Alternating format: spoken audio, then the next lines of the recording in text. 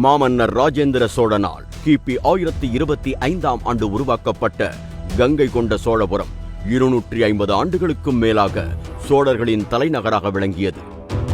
ராஜேந்திர சோழனின் படைப்பலமானது கங்கை பகுதி வரை வெற்றி கொண்டதால் கங்கை கொண்டான் என்றும், இந்திய வரலாற்றில் முதல் முறையாக லட்சக்கணக்கான வீரர்களை கொண்ட மிக பெரும் கடற்படையை உருவாக்கி மலேசியா, இந்தோனேஷியா பகுதிகளை வென்றதால் கடாரம் கொண்டான் என்றும் ராஜேந்திர சோழன் புகழப்படுகிறார். தன்னுடைய வெற்றியின் நினைவாக வானுயர உயர்ந்து நிற்கும் கங்கை கொண்ட சோழீஸ்வரர் கோவிலை கிபி 1035ஆம் ஆண்டு கட்டி முடித்தார் ராஜேந்திர சோழன். கோவிலின் அருகே மாளிகை மேடு என்று அழைக்கப்படும் பகுதியில் தமிழ்நாடு அரசு தொல்லியல் துறையானது அகழாய்வு செய்து அரண்மனை பகுதியின் தடயங்களையும் ஏராளமான தொல்பொருட்களையும் வெளிக்கொண்டு வந்திருக்கிறது.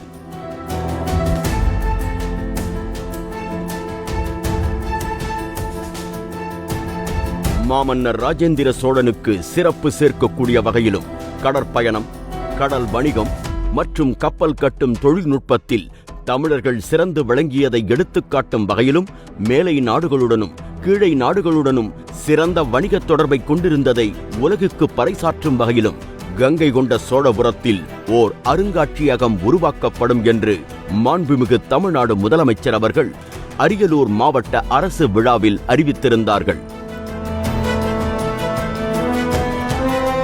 அதன் அடிப்படையில் தேர்வு செய்யப்பட்டுள்ள 10.9 ஏக்கர் நிலப்பரப்பில் மொத்தமாக 2630 சதுர மீட்டர் பரப்பளவில் 22 கோடியே 10 லட்சம் ரூபாய் மதிப்பீட்டில் கங்கை கொண்ட சோழபுரம் அருங்காட்சியகம் அமைக்கப்பட உள்ளது.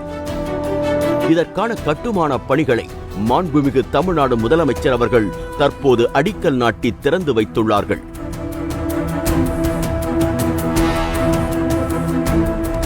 தமிழரின் கடல்சார் வணிக ஆதிக்கத்தை உலகறியச் செய்யும் மாண்புமிகு தமிழ்நாடு முதலமைச்சர் அவர்களின் இந்த அரிய முன்னெடுப்பிற்காக தமிழ் கூறும் நல்லுலகம் என்றென்றும் தனது நன்றியை உரித்தாக்கும்.